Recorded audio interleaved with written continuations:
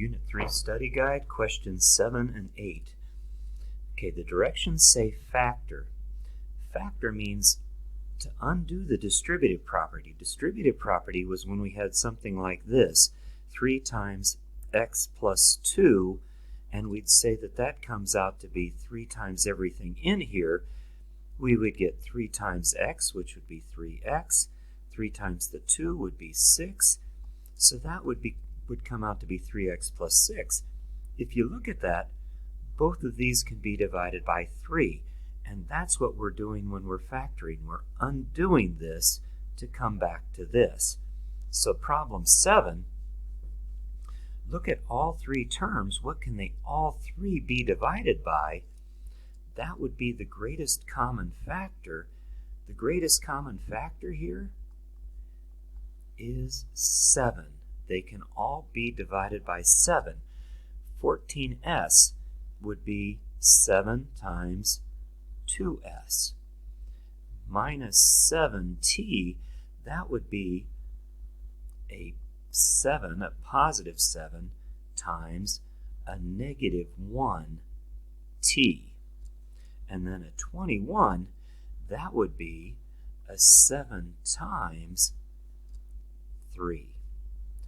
Take that 7 and put it on the outside of the parentheses, and then the parts that you have left go inside.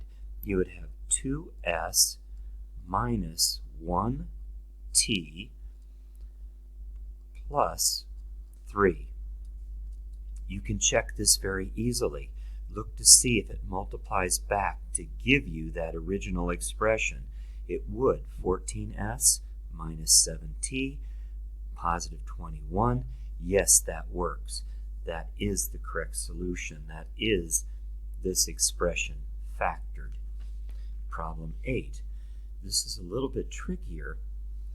The greatest common factor here, notice that all 3 of these are negative.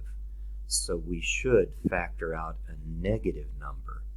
14, 8, and 2. The greatest common factor is 2.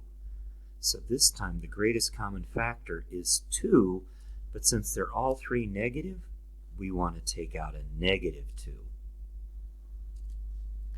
So negative 14 would be, negative 14x would be negative 2 times 7x. Negative 8y would be negative 2 times 4y. And then negative 2 would be negative 2 times 1. Take out your greatest common factor. Put it on the outside of the parentheses. The negative 2 on each of these comes out.